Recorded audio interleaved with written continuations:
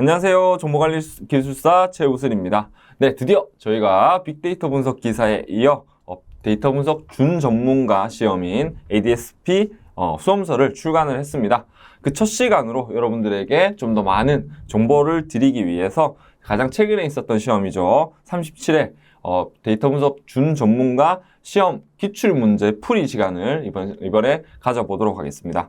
자, 데이터 분석 준전문가 시험은 여러분들 잘 아시겠지만 시작부터 데이터에 대한 튼튼한 뼈대를 갖추고 있는지를 검증하는 시험이에요. 그래서 데이터에 대한 기본 개념과 거기 있는 배경, 그리고 통계적인 일부 지식과 또 이제 우리가 데이터 마이닝 분석 알고리즘들에 대해서 이제 내용들을 학습을 하시게 되는데요.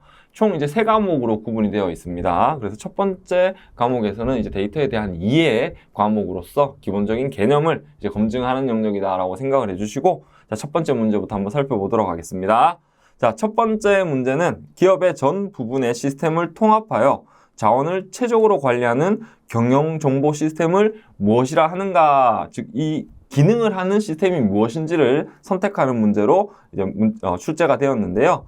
자, 여기 보시면은 자원을 최적으로 관리라고 되어 있죠. 자, 기업에서 모든 자원을 통합해가지고 기업의 경영 정보뿐만이 아니라 기업에서는 가장 중요한 게 손익이라는 개념이 있죠. 그래서 우리가 얼마나 돈을 벌었고 얼마나 돈을 썼고 번 돈이 얼마야를 관리하는 시스템은 첫 번째 보기에 있는 ERP, 전사적 자원 시스템이라는 ERP 시스템입니다. 추가적으로 좀 더 설명을 드리면 ITS는 지능형 교통 시스템을 의미를 하고요. 이제 우리가 이제 예를 들어가지고 거리를 돌아다니다 보시면은 신호등 같은 것들이 있잖아요. 그래서 반응적으로 교통량을 파악해가지고 신호를 바꿔준다든지 그런 체계들을 관리하는 시스템을 ITS라고 하고요.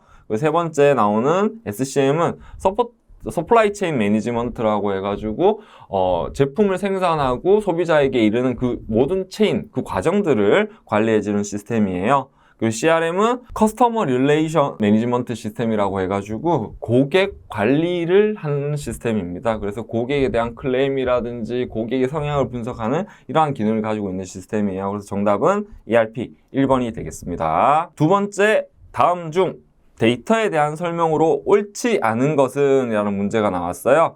자, 데이터, 근데 보기를 한번 자세히 한번 살펴보니까 데이터의 형태에 따른 보기를 제시를 하고 있어요. 그 형태라는 거는 뭐냐면은 우리가 구조라고도 표현하기도 하죠. 정형이다, 반정형이다, 비정형. 그럼 이 각각의 딱 팩터 있는 단어들을 여러분들이 기억하시면은 쉽게 보기를 선택을 하실 수가 있는데, 정형 데이터는 구조화된 데이터입니다.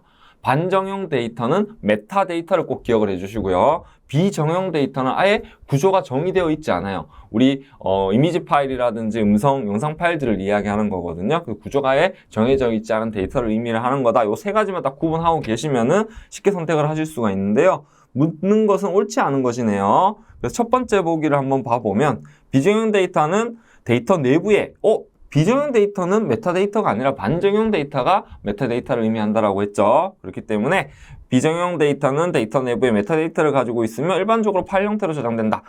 파일 형태로 저장되는 수는 있습니다만 메타데이터의 특성을 가지고 있는 거는 뭐다? 네, 반정형 데이터예요. 그래서 정답은 1번이 되게 됩니다. 3번 문제입니다. 데이터베이스의 특징. 자, 데이터베이스의 특징은 4가지를 기억해 주시면 돼요. 그래서 통합, 저장, 그리고 운영, 공용되는 데이터, 이 4가지의 특징을 묻는 문제로 판단이 됩니다. 그래서 보시면은 다수가 공동으로 이용하는 공용 데이터 앨범 보기. 자, 2번은 데이터베이스는 한 조직의 고유한 기능 수행에 필요한 운영 데이터다. 네, 이것도 맞죠. 세 번째 보기도 보시면은 저장한다. 예, 저장하는 특징을 가지고 있어요. 그러면 공용 나왔고 운영 나왔어요. 그럼 이제 출제자라고 한번 생각해 주시면 통합 데이터를 이야기를 하겠네요. 보기 보겠습니다. 데이터베이스는 통합된 데이터. 오케이, 맞아요. 근데 중복되어 저장된다. 데이터는 우리가 최소한의 중복을 지향하는 특징을 가지고 있거든요. 그래서 정답은 4번이 옳지 않은, 즉 알맞지 않은 것은 4번이 되겠습니다. 자, 4번 문제 한번 보겠습니다. DIKW 피라미드 계층 구조의 요소와 사례를 연결한 것으로 옳은 것은? 자, D는 순수 우리가 저장한 데이터 그대로를 의미하는 거죠. 그리고 이 데이터에서 어떠한 요약 정보를 산출했었을 때 우리는 인포메이션이라고 하고요. 여기에서 어떤 예측을 하면은 이 정보를 가지고 어떤 예측이라든지 추가적인 정보를 또 도출했을 때는 우리를 이거를 knowledge라고 표현을 하고요. 지식. 그리고 플러스 경험적인 정보를 추가했었을 때는 우리는 wisdom, 지혜라고 표현을 합니다. 자, 그럼 요 개념을 가지고 내용을 한번 살펴볼게요. A카페의 라떼는 3,500원이고 B카페의 라떼는 2,500원이다. 네, 그대로 의미를 얘기하죠. 이게 D 데이터가 되겠어요. 자, 두 번째. 다른 커피도 A카페보다 B카페의 가격이 저렴할 것이라 판단한다. 자, 요거는 일단은 잠깐 캡처로 둘게요. 세 번째. 오늘 기준의 라떼의 가격은 A카페가 B카페보다 비싸다. 추가적인 이제 우리가 여기서 어때요? 데이터를 가지고 추가적인 요약을 해서 내용을 정의를 했어요. 그렇기 때문에 다는 인포메이션이 되겠습니다. 자, 그리고 B카페에서 라떼를 산다라고 하는 거는 어때요? 이 정보를 가지고 여기서 살지 그렇지 않을 것이 판단을 했죠. 그러면 이게 지식이 되는 거예요. 그러면 나 쪽을 봐보면 다른 커피도 A 카페보다 B 카페의 가격이 저렴할 것이라고 판단한다. 그렇죠? 카페 자체의 가격이 좀 비싸기 때문에 추가적으로 예측을 한번 해본 거예요. 경험적으로. 그렇기 때문에 이거는 지혜가 됩니다. 자, 그러면은 가는 데이터, 나는 지혜, 다는 뭡니까? 지식, 다는 인포메이션, 라는 지식이 되겠네요. 그 정답은 3번이 되겠습니다. 자, 다음은 5번 문제를 한번 살펴보겠습니다. 데이터 사이언티스트의 특징으로 옳지 않은 것이라고 했어요. 자, 제가 지금 옳은 것은, 알맞지 않은 것은, 옳지 않은 것은 계속 체크해드리고 있죠. 왜냐하면 여러분들이 문제를 푸시다가 이런 실수들을 많이 하시거든요. 그래서 이제 데이터 분석 준 전문가인 ADS-B 시험도 보시면은 옳은 것은, 옳지 않은 것은, 알맞지 않은 것은, 적절하지 않은 것은 이런 형태로 다양하게 질문을 이제 유형을 만들어내고 있으니까요. 요거는 습관적으로 잘 체크하시는 걸 추천을 드리도록 하겠습니다. 자, 근데 데이터 사이언티스트는 뭐예요? 데이터에서 통찰력을 발견하고 그 통찰력을 가지고 어떤 기업의 가치나 의사결정에 영향을 주는 분석을 만들어내는 자를 우리는 데이터 사이언티스트라고 하고 크게 소프트 스킬과 하드 스킬로 데이터 사이언티스트가 가져야 되는 역량을 구분을 해요. 소프트 스킬은 그 비즈니스에서 어떤 스토리 라인을 만들어내고 그 스토리 라인을 만들기 위해서 커뮤니케이션을 하고 그러한 이제 그 과정에 있어서 좀 스무스한 유효한 역량을 이야기하는 게 소프트 스킬이고요. 하드 스킬은 수학적인 역량, IT적 역량, 데이터 분석적인 역량 이런 전문가적 역량을 데이터 사이언티스트가 가져야 하는 하드 스킬로 구분을 하게 됩니다. 자, 그럼 요 베이스로 보기를 한번 살펴볼게요. 데이터의 다각적 분석을 통해 인사이트를 도출합니다. 특징 맞죠? 자, 그리고 데이터 시각화하고 설득력 있게 전달. 아까 이제 하드 영역이 시각화하는 영역이고 이걸 스무스하게 소프트 역량으로 발전을 시켜야 된다라고 했어요. 맞고요. 자, 그리고 세 번째는 빅데이터에 대한 이론적 지식과 숙련된 분석 기술. 맞죠? 하드 스킬이 되겠습니다. 알고리즘에 의해 부당하게 피해 입은 사람을 구제하는 역량. 자, 요거는 알고리즘이스트라고 하는 전문가가 알고리즘으로 인해서 받은 피해를 구제해주는 그러한 전문적인 직무를 우리가 알고리즘이스트라고 하거든요. 거기에 대한 설명입니다. 그래서 정답은 4번이 되겠습니다. 자, 다음은 6번 문제입니다. 기업의 전략 도출을 위한 가치 기반 분석에서 고려할 사항이 아닌 것은 자, 전략 도출을 위한 가치 기반 분석이에요. 결과를 얘기하는 게 아닙니다. 그죠? 결과를 얘기하는 게 아니라 그 과정을 이야기하는 분석이에요. 근데 가치. 자, 기업의 전략 도출을 위한 가치라는 것은 일반적으로 기업에 그게 정해져 있는 목표가 있을 거예요. 그게 뭐 재무적인 관점일 수도 있어요. 우리 영업이익 뭐 100억 달성 혹은 뭐 이제 또 그 외에도 전문 인력 명면 양성 이런 역량 이제 가치들이 있을 거거든요. 그럼 그 과정에서 고려할 사항이 아닌 것은이라고 했어요. 크게 세 가지 가치 기반 분석에서는 크게 세 가지를 이야기를 합니다. 첫 번째는 변화 과정이죠. 그리고 과정에서 확인해야 될 사항, 경제사회 트렌드, 그리고 인구 통계학적 변화. 요것 인구 통계학적 변화도 하나의 사례 기반으로 설명을 할 수 있어요. 근데 2번은 뭔가요? 2번은 결과적인 이야기인 거죠. 그래서 요거는 고려할 사항으로 적합하지 않은 내용이 됩니다. 그래서 정답은 2번이 되겠습니다. 자, 7번째, 7번 문제에 빅데이터가 가치 창출 측면에서 기업, 정부, 개인에 미치는 영향으로 또 옳지 않은 것은 이라고 했어요. 자, 옳지 않은 것인데, 자, 그러면 기업, 정부, 개인에서 개인이 어떻게 빅데이터를 활용하는지에 대한 것도 한번 생각해 보면 좋을 것 같아요. 자, 보기를 먼저 보겠습니다. 기업은 빅데이터를 활용하여 시장 변동을 예측해 비즈니스 모델을 혁신하고 신사업을 발굴할 수 있다. 예, 맞죠. 데이터에 대한 가치, 인사이트를 발견해서 그걸 신사업으로 연결시키는 충분히 많은 많이 활용할 수 있는 영역이 되겠습니다. 두 번째는 정부는 수집된 데이터를 바탕으로 사회 관계망 분석이나 시스템 다이내믹스 등의 분석 방식으로 미래의제, 그렇죠? 미래를 예측할 수가 있죠. 그래서 미래 예측을 통해서 어떤 전략을 만들어낼 수 있는 게 빅데이터의 가치입니다. 맞아요. 정부 관점에서는 충분히 많이 활용이 됩니다.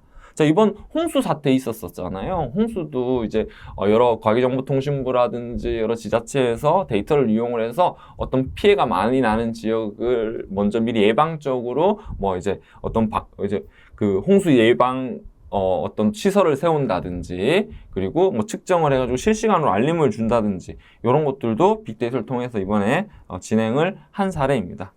자, 세 번째 보기, 통신사 고객의 위치 정보를 활용 버스 정류장 이용량 분석으로 노선을 만든 심야 올빼미 버스는 정부의 대표적인 빅데이터 가치 창출의 사례입니다. 맞습니다. 심야 올빼미 버스가 여러 사용자의 위치 정보, 택시를 우리 고객들이 많이 타는 지역과 내리는 지역 다 파악을 해가지고 버스 노선을 만들었기 때문에 맞는 사례입니다.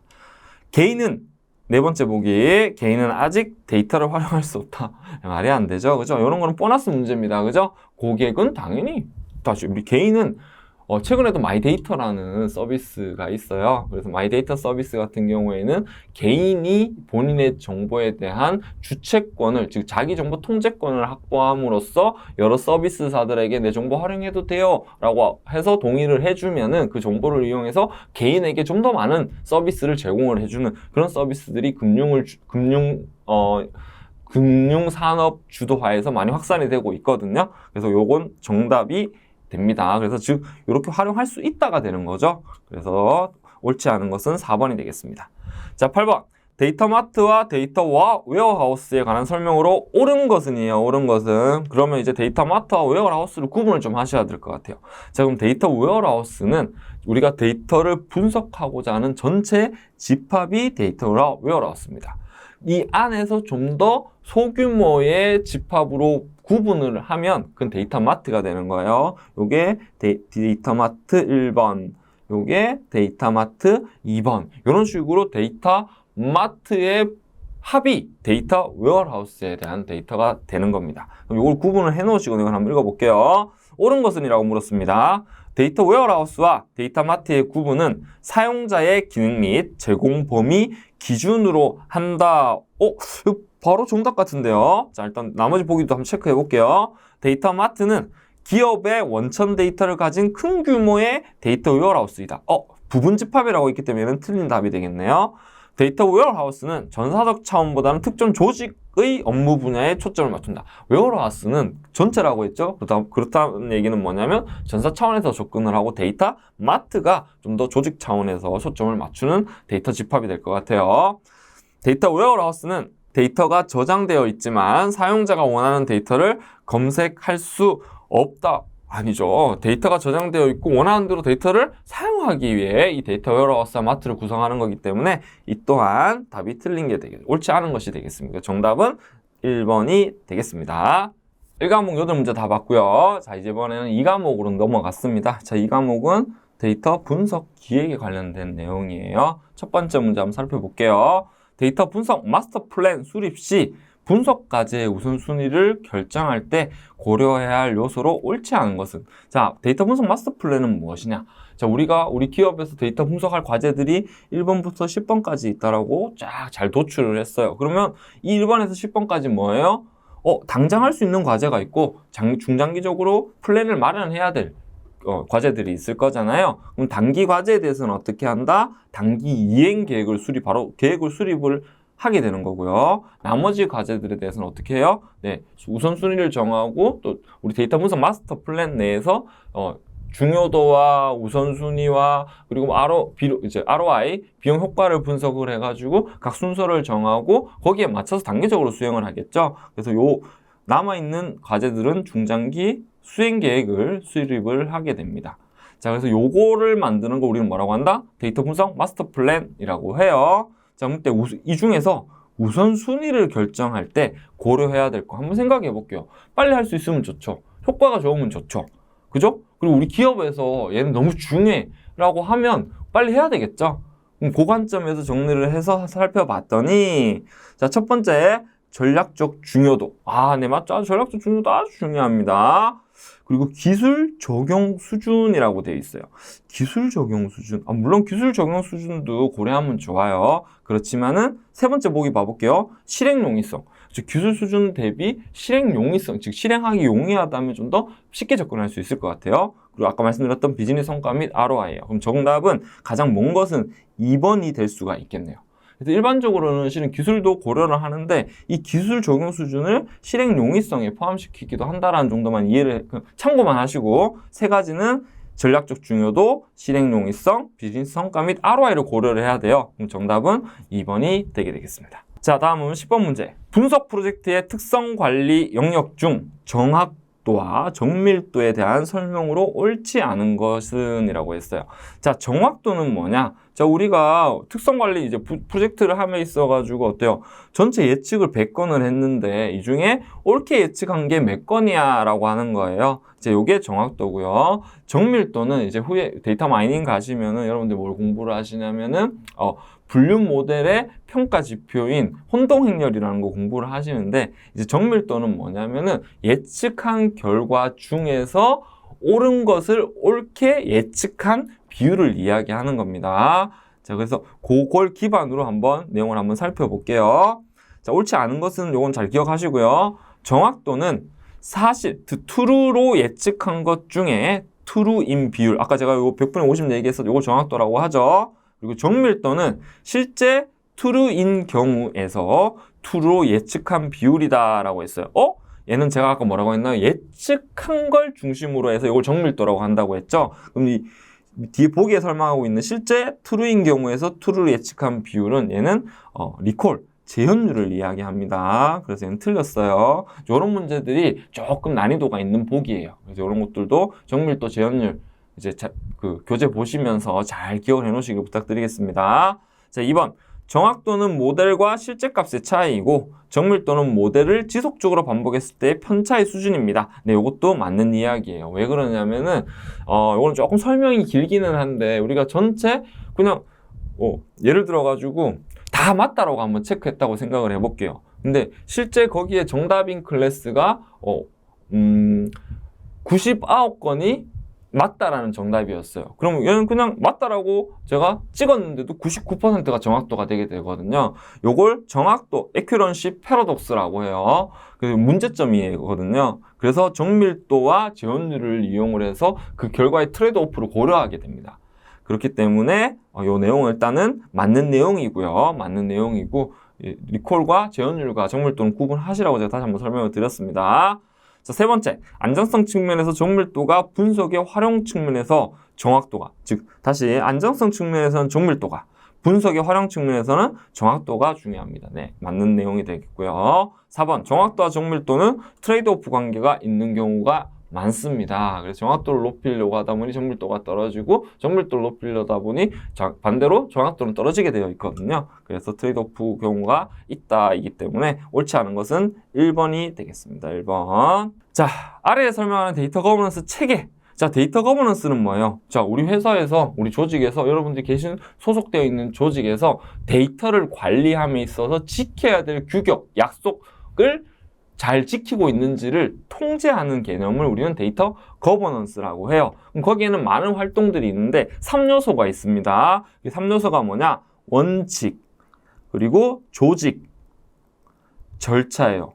그럼 이 과정에서 거버넌스를 수행할 때 꼭 필요한 내용들이 뭐 표준화라든지 관리 체계라든지 표준화 활동이라든지 여기 나와 있네요. 보기에 저장소 관리라든지 자 이런 것들을 거버넌스를 즉 하기 위해서 통제해야 되는 영역을 이야기하는 거예요. 그 중에서 데이터 표준 용어 설정, 명령 규칙 수립, 메타데이터 구축, 데이터 사전을 구축하는 작업은 무엇이냐? 네, 첫 번째인 데이터 표준화에 대한 설명이었습니다.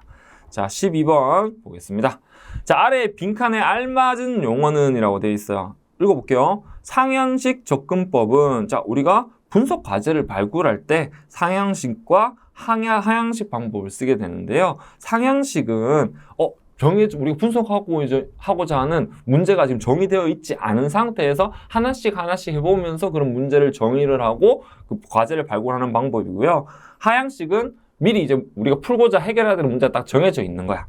그래서 차이가 좀 있죠. 그걸 먼저 구분해 주시고 그 중에 이 상향식을 묻는 겁니다. 상향식 접근법은 기업에서 보유하고 있는 다양한 원천 데이터로부터 무엇을 통하여 무엇을 얻을 수 있다. 자, 무엇을 통하여 무엇을 얻을 수 있다라고 하는데, 자, 요거는 뭐냐면은, 여기 상향식은 이제 그 문제를 발굴하는 매트릭스가 하나 있는데, 그게 어떻게 되냐면은, 발견이 있고, 그리고 통찰이 있어요. 자, 그러면, 반대로 지금 그림을 그렸는데, 요거 다시 한번 그려볼까요? 요거 말고, 자, 반대로 통찰이 있고 인사이트가 있고 이렇게 발견이 있는 거거든요. 발견하고 나서 통찰을 올리죠. 그리고 밑에서 올라가고 있죠. 자, 그래서 발견을 통하여 통찰을 얻을 수 있는 과제 발굴을 해야 된다라는 거고요. 디자인 싱킹 사고 중에는 어디에 해당이 되냐면 확산, 즉 발산에 해당이 됩니다. 자, 요거는 어떤 의미를 가지고 있냐면은 아까 상향식 이제 문제를 정의하는 개념이 디자인 싱킹에서는 수렴을 이야기하는 거고요. 그 만들어가는 과정을 우리가 확산, 발산이라고 디자인 싱킹에서 표현을 하거든요. 그래서 정답은 1번이 되겠습니다. 자, 다음은 13번 문제. 데이터 분석 기획 단계에서 수행하는 주요 과제로 옳지 않은 것. 자, 요 문제는 뭐냐면은 빅데이터 분석 방법론의 절차 중에서 스텝, 각 프로세스를 묻는 문제예요. 그럼 우리 한번 떠올려 볼까요? 빅데이터 분석 방법론의 5단계. 자, 5단계는 뭐부터 하냐? 분석 기획부터 하고요. 분석 기획하고, 그리고 나서 데이터를 준비하고요. 데이터를 분석하고요. 그리고 시스템을 구현하고요. 그리고 시스템을 시스템에 올라간 우리 분석 모델이 성능을 잘 발휘하고 있는지 평가하고 전개하고 배포하는 역할을 하게 되거든요. 자, 그럼 이 중에서 기획 단계, 여기 분석 기획 단계를 물어보는 거예요. 그럼 여기서 뭘 하냐면 비즈니스를 이해하고 문제를 정의하고요. 프로젝트의 범위를 확정하고 프로젝트를 정의를 하고요. 그리고 나서 위험을 관리를 해요. 그럼 여기에서 보니까 위험식별은 맞는 답이 되는 거고요. 프로젝트 범위 그리고 정의도 맞는 거예요. 근데 필요 데이터 정의는 어디서 하냐면 요건 요렇게 데이터 준비 단계에서 하게 됩니다. 그래서 정답은 4번이 되겠습니다. 자, 분석 과제 발굴의 접근 방식. 우리 아까 상향식이냐 하향식이냐 앞에서 문제 풀어봤죠? 그 내용을 이야기하는 거예요. 자, 옳지 않은 것은 한번 살펴보겠습니다. 분석해야 할 대상이 확실한 경우 답을 구하는 방식은 상향식이라고 했나요? 하향식이라고 했나요? 하향식이라고 했습니다. 바로 정답이 딱 보이네요. 자, 나머지 내용들은 이제 요거는 기본적인 내용, 이제 학습하셔야 될 내용이기 때문에 한번 체크해 봐 주시고요. 정답은 1번으로 바로 결정이 되었습니다. 자, 분석 성숙도 진단 대상. 우리가 분석 역량을 진단을 할 때 크게 두 가지를 이용을 합니다. 그게 뭐냐면 준비도와 성숙도예요. 그 성숙도는 뭐예요? 크게 세 가지 영역에서 너네 얼마나 잘하고 있는지를 보는 건데요. 그걸 4단계로 우리가 보게 되죠. 너네는 도입을 했는 수준이야, 활용 잘하고 있어, 그리고 확산도 하고 있어, 최적화도 하고 있어. 세 가지 영역을 찾으라라는 문제가 되겠습니다. 그럼 세 가지 영역은 뭐냐라고 봤더니 크게 비즈니스 오케이, 조직 역량 오케이, IT 오케이, 서비스 부분은 정답이 아닙니다. 그래서 진단 프레임워크에서 준비도와 성숙도가 있거든요. 요건 아주 빈출이에요. 그래서 꼭 기억해 주시기를 부탁드리겠습니다. 그래서 정답은 4번입니다.